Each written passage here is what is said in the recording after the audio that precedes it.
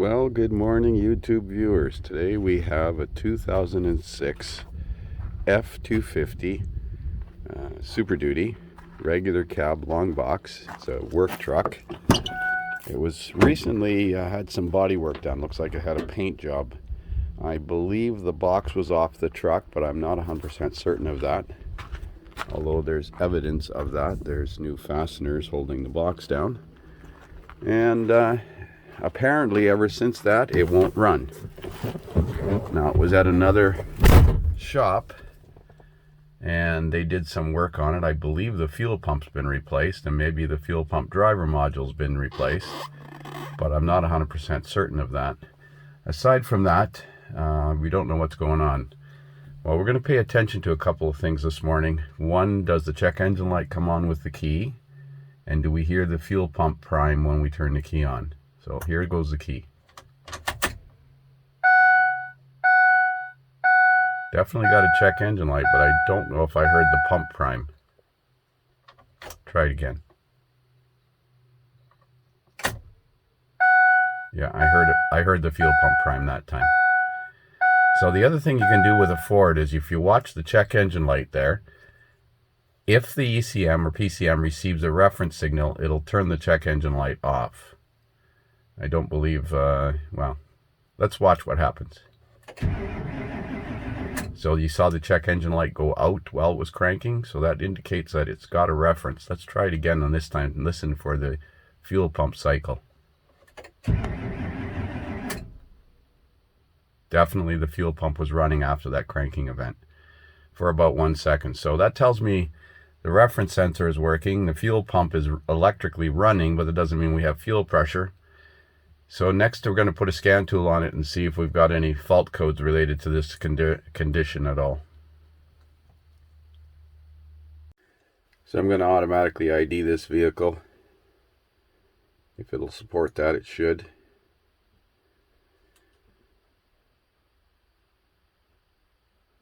Got the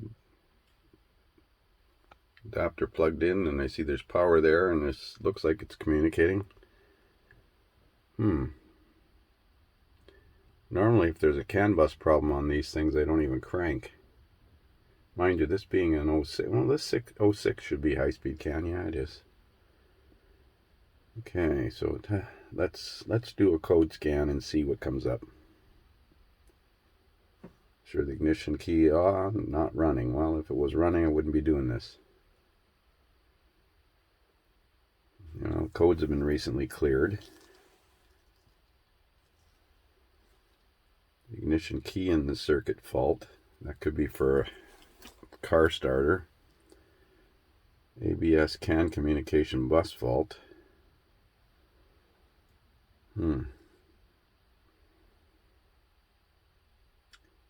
Right front wheel speed sensor is irrelevant, and the P1000 just sets when somebody's cleared the codes recently and hasn't gone through drive cycles.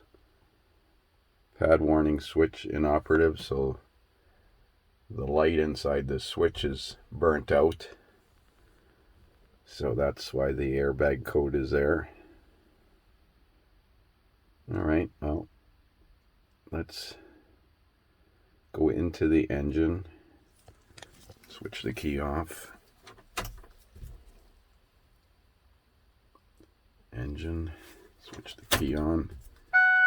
Let's look at data in the engine.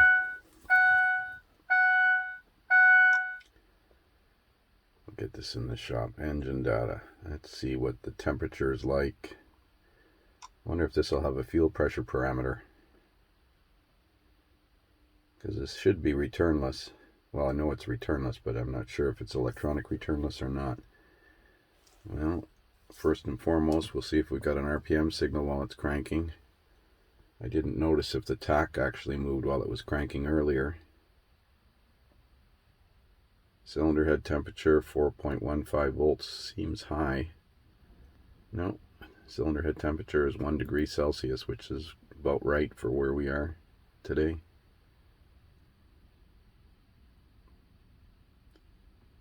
It's drive-by-wire throttle, so it's not in clear flood mode, I'm sure. Oil temperature is 3 Celsius.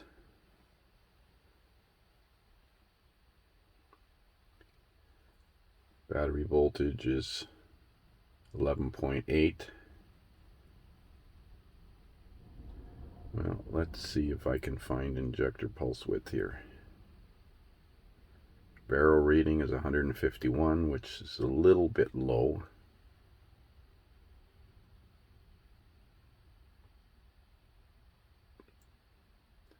Pip signal. Where's injector pulse width? Intake manifold for runner control. Well, there's pip. Let's see what we get when we crank it, if we get an RPM signal.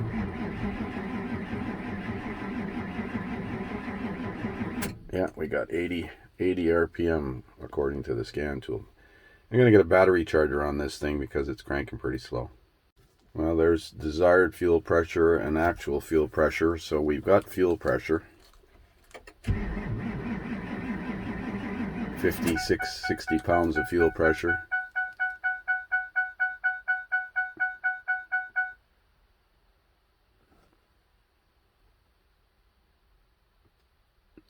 Yeah, I'm going to get a battery charger. So the scan tool shows fuel pressure. It shows RPM. And I'm just wondering now if I have spark and injector pulse. So I've got a Noid light connected to number 1 injector, which by the way was disconnected. And I've got a spark tester on number 1 ignition coil. And we're going to get a helper in the vehicle to crank it over and watch what happens here. Go ahead.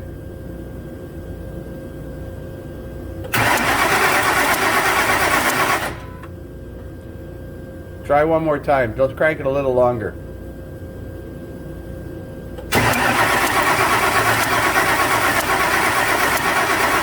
Okay. So we've got theoretically spark and injector pulse and theoretically fuel pressure. So it's either bad fuel or somebody's lying to us about fuel pressure. Let's see, what should we do next? Could be out of time, but it doesn't sound like it's out of time. And apparently this problem happened right after doing the body work and the vehicle wouldn't start. So how would the timing chain jump or something like that? I'm going to think about this. Okay, so we're going to try a relative injector flow test, because that'll tell me if the computer can, we know it can fire the injectors, but it'll also tell me if the injectors are delivering fuel. I wouldn't imagine that they'll be plugged. So first and foremost, it energizes the fuel pump, builds pressure in the fuel rail, and it uses the onboard fuel pressure sensor. So it's sitting at 47 psi. Now it's going to watch it for 60 seconds to make sure it doesn't drop below a certain target value, 32 psi. So I'll pick up when we get to 60 seconds.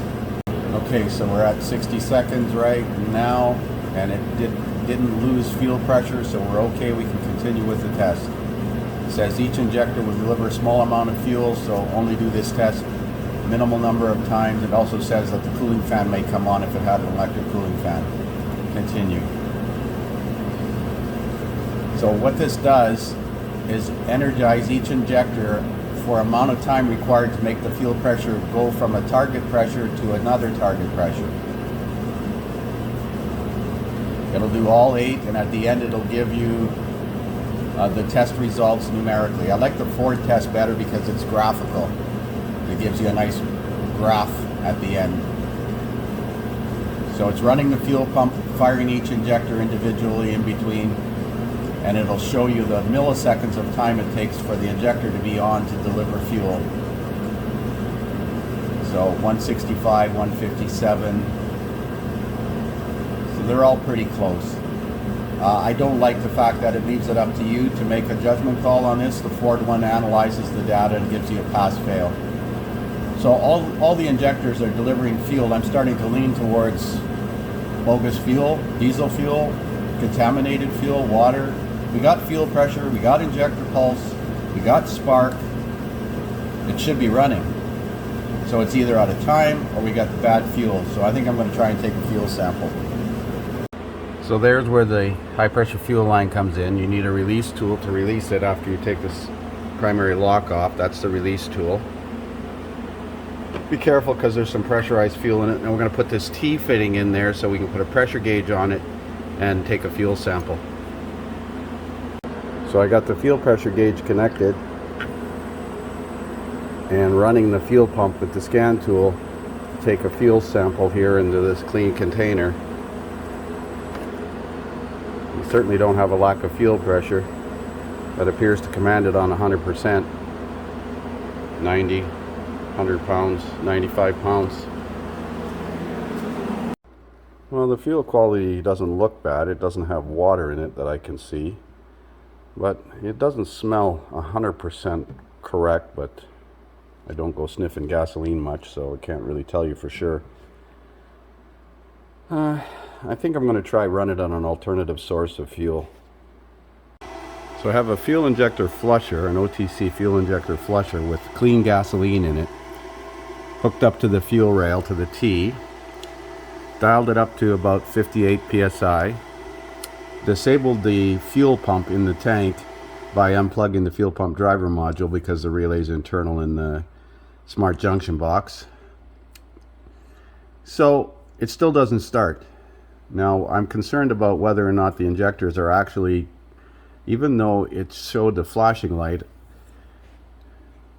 I've ruled everything out except engine timing right now, and that's starting to scare me. So I'm going to turn off this fuel supply so that we have static pressure in the fuel rail, and then crank it and see if the fuel pressure on the fuel rail actually drops. So static fuel pressure, according to the fuel pressure sensor on the fuel rail, is 54 psi. Right here you can see it. So I've disabled the fuel pump, and now I've turned off the fuel supply, so this pressure should drop if the injectors actually deliver fuel.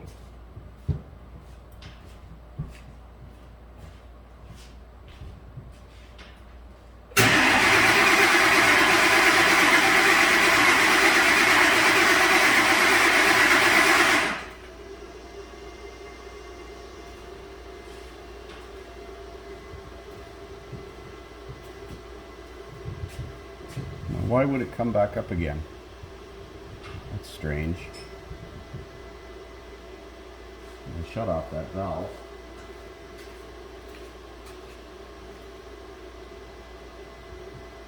I'm going to put my pressure gauge on that system too. So I got a pressure gauge teed into my, after this shutoff valve here, and you can see I've got about 58 pounds of pressure, and if I bleed off the fuel into a container, try and hold this up here, bleed off the fuel into the container, you can see the pressure drops, so release it, and it climbs back up again. So I guess this shutoff valve is leaking. Normally I just shut this off, and well, when it runs out of fuel, so I never knew that that leaked. So that explains why the pressure went back up again. But the fuel pressure did drop during cranking, which to me indicates the injectors are delivering fuel. So let's summarize things. We've got spark, at least on number 1 cylinder. We've got injector pulse. We got fuel delivery. We got clean fuel. All that's left is mechanical now. It's out of time somehow. Damn. So there's a spark plug out of number 1. Yes, it came out without breaking. I used an impact gun on it.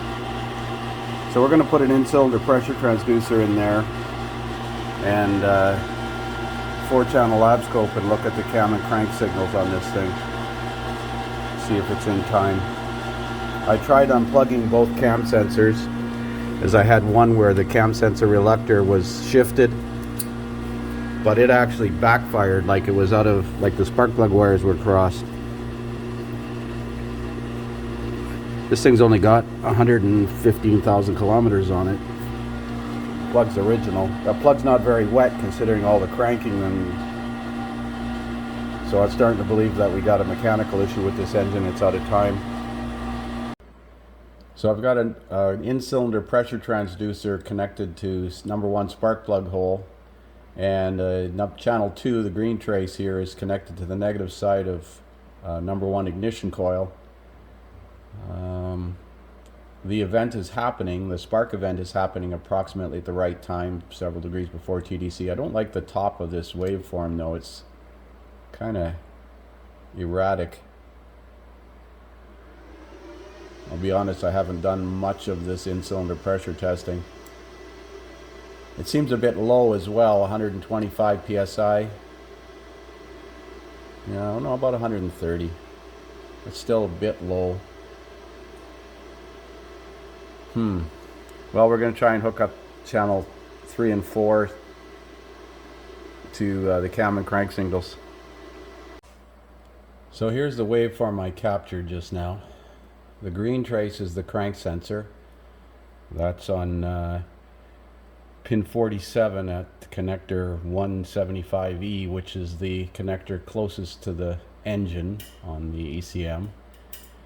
Then the blue trace is cam on bank 1, and the red trace is cam on bank 2. Now I don't like this cam signal, it looks off. I'll have to make sure it's not my test probe, but so does this crank signal. What's causing this anomaly in here? And there you can see that's #1 ignition coil firing.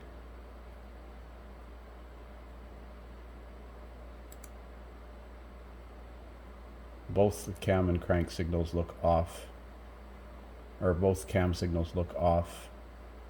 I think this is because of a RPM fluctuation, so the amplitude of the signal drops slightly.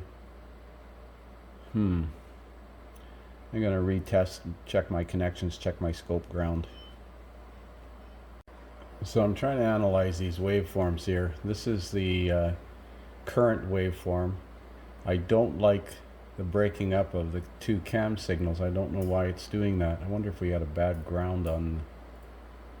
See, I'm on cam sensor plus and cam sensor plus, and I tried moving my ground around. I tried turning the battery charger off. The crank signal looks reasonable, and the ignition firing event occurs at the same time. I got a known good waveform here. Mind you, this is a half ton, but it should be the same thing. The ignition firing event happens 4 pulses after the sync pulse on the crankshaft, so that seems normal. But the two camshaft signals don't look as, definitely not as clean. Mind you, it's only cranking RPM, so the amplitude is lower. I'm sure this was done at idle. Yeah, I've got it all set at 20 volts. I think currently right now I have the other setting at 5 volts, and in order to get the relatively the same amplitude, because they're magnetic pulse generators,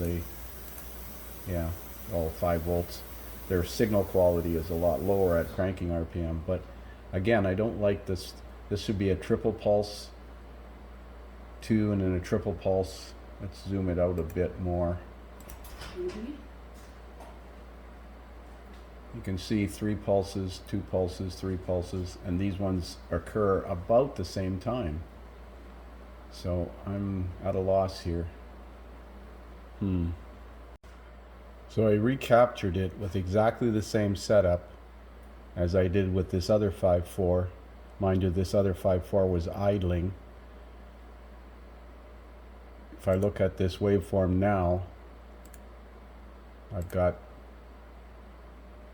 the ignition on the top, cranked blue, cam 1, cam 2, cam 1 on the bottom, cam 2 on the bank 2 camshaft on the green trace. What bothers me is this anomaly in the waveform. The engine seems to crank smooth, and it's not in the crankshaft signal, it's only in the camshaft signals, but both of them. Now I tried unplugging both cam sensors, and I'm 99% sure this engine will run with both cam sensors disabled. It just runs in a waste spark concept. and sets fault codes. The interesting thing is it didn't set any fault codes with me cranking it with both cam sensors unplugged. Regardless, here is a known good waveform.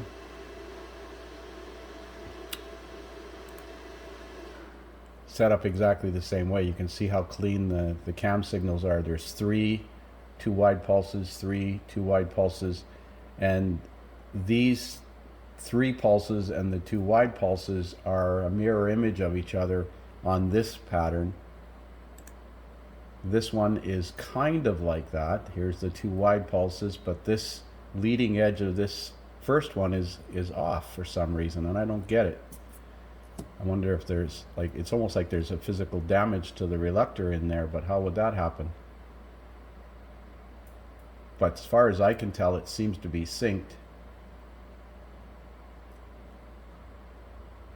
So as near as I can tell, these signals are in time. I just don't like this anomaly here where we have, it should be 3, then 2, then 3, then 2, and this one should be alternate 2, then 3, then 2, then 3. And it is synced okay as far as I can tell, except for this anomaly in the initial 3 pulse pattern, and I don't know what's causing that, unless we have a grounding issue. If you look here at this,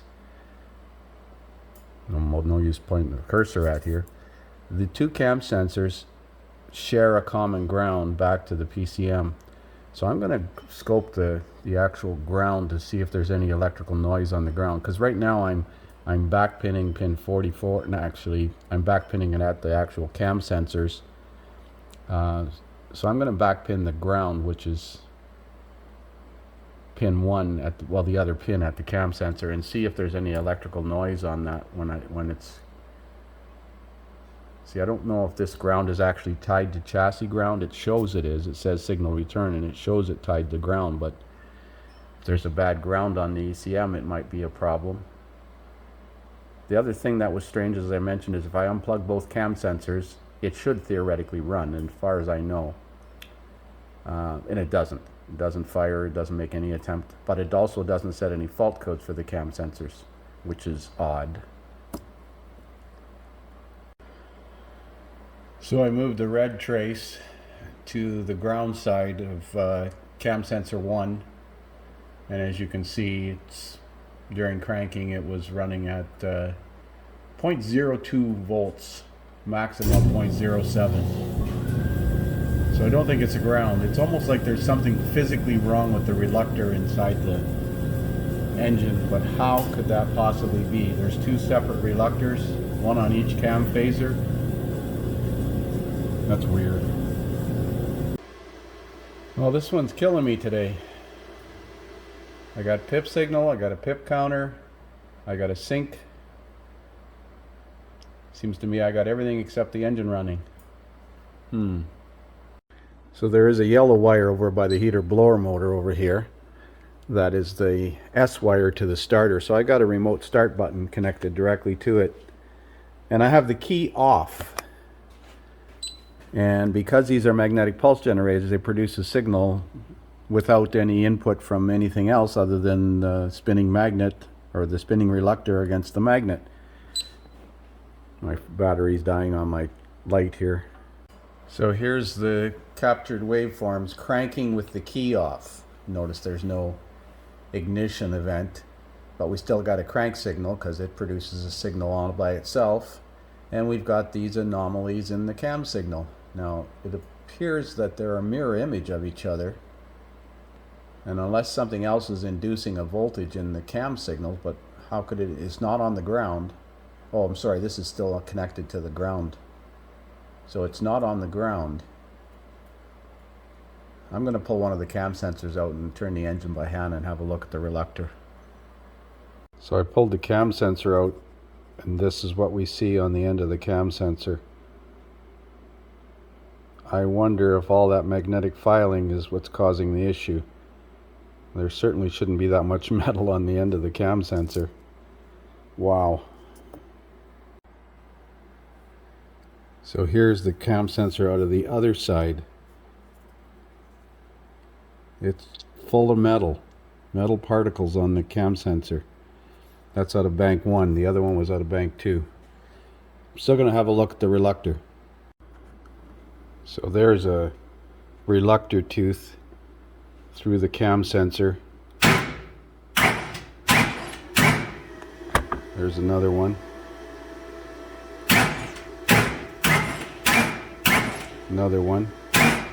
Another one. Well, I'm going to put those now clean cam sensors back in and see if the signal's any better. Well, that doesn't make sense. Clean the reluctors, or not the reluctors, but the cam sensors, and I rescope them, and this is what I get.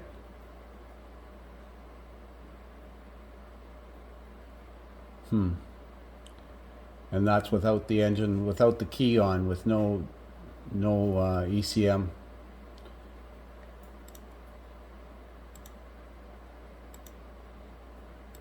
I'm going to change this because I put that back on channel number 1, or coil number 1. Well, that's funny. If anything, it seems to have made it worse. I mean, it should be 3, then 2, then 3, then 2. I mean, look at this pattern here and this one here. Not that that's causing it not to start. It should run without the cam sensors as far as I know. So if I unplug them, it just runs off the crank sensor and waste spark. I'm going to try to confirm that. You can see the coil fires every 2 engine revolutions right now because it's synced, because there's a cam signal. I'm going to repeat the test, but I'm going to disconnect. I can't disconnect them, still have a cam signal. You'll be able to see it in the crank signal. So I was right. With no cam signals, with both of them disabled, it fires the coil every engine revolution and instead of every second revolution.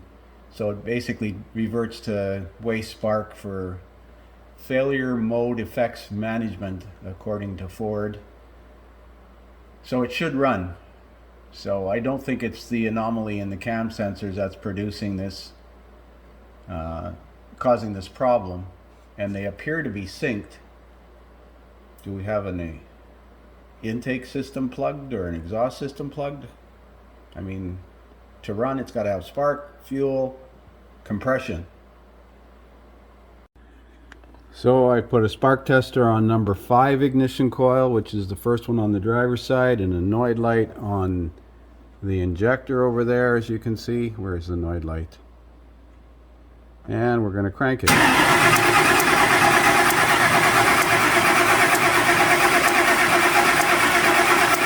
Good spark, got good injector pulse. So here's what I think. I think it's jump time. I'm looking at this known good waveform. Mind you, this waveform was taken at an idle. Looking at the 2 cam signals, unfortunately I didn't take note of which one was which, but if I lay them over top of each other, you can see that they're perfectly synchronized with each other. And if I look at when the cylinder 1 fires, it's about 4 notches after the sync pulse in the crank, and that's about the rising edge of this one is about 3 notches of 30 degrees. I mean, these are 10 degrees apart, 40 degrees here. Then if I compare it to the existing waveform, you can see that the 2 cam signals by themselves don't line up. They're out of sync with each other by about 10 degrees. And also, this one especially, which is the yellow trace. The yellow trace is on cam bank 1, seems to be about 10 degrees advanced ahead of this one. The spark event is occurring at the right time by this, but nevertheless, I think this is out of time. Yeah, I think so, but I can't explain why we got this ugly looking waveform on both the trailing end of this one and the leading end of this one. The reluctor teeth don't look unusual in there, unless that chain is bouncing around in there and that's what's causing it. Could be so slack that it's chattering.